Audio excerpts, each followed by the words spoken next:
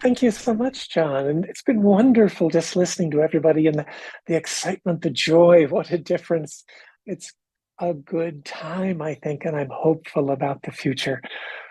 So last year, 592 anti-transgender laws were introduced in state legislatures throughout the United States. 90 of them were signed into law in over 20 different states. Who was driving those laws? Well, of course, it was Republican legislatures, but people assume it was Republicans. Well, two studies show us it was not Republicans per se driving those laws, because 61% of Republicans believe transgender people should have the same civil rights as everybody else.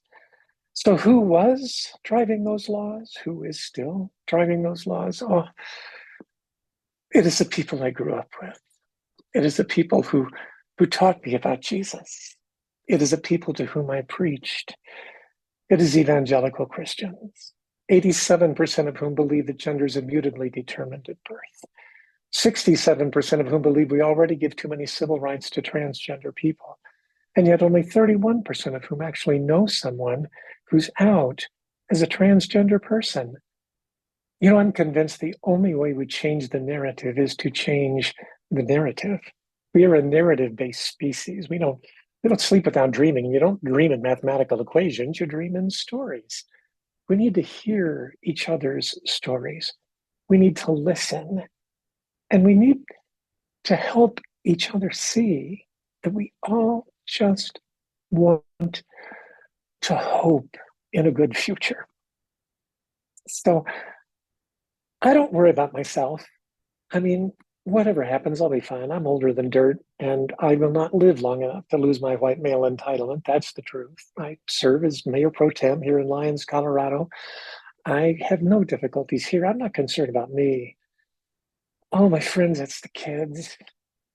It's the kids. Do you know transgender children have a suicide completion rate 13 times higher than their peers? So just yesterday, I got a call from grandparents in New England asking if I would talk to their daughter in Tennessee about her child who needs medical care and cannot receive it in Tennessee. My coworker, a licensed counselor, just today saw two transgender children who came here because of the medical care that's available to them here in Colorado that's not available where they came from. I'm frightened for the children, but now I have hope.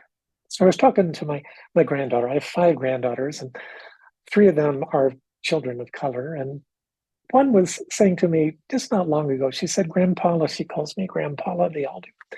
And she said, Grandpaula, are we going to be okay? Well, she happens to be African American and Indian. And I said, well, I mean, until you can become president, I think we probably can be in the good hands of the other African American and Indian person I trust, Kamala Harris. She grinned big and she said, I know. And I said, yes, Trista, I know. But it ain't going to happen unless we give. It's not going to happen unless we tell our stories. It's not going to happen until we take every opportunity we can to talk to every neighbor we can and begin a conversation. It's not going to happen without you. So yes, I hope you will give, and I hope you will give again and again and again. And I hope you will take every opportunity you have, and you will remember the children, all those kids who have every right to live an authentic life, because the call toward authenticity is sacred and holy and for the greater good. And I, for one, want a president and a vice president who believe the same. Thank you.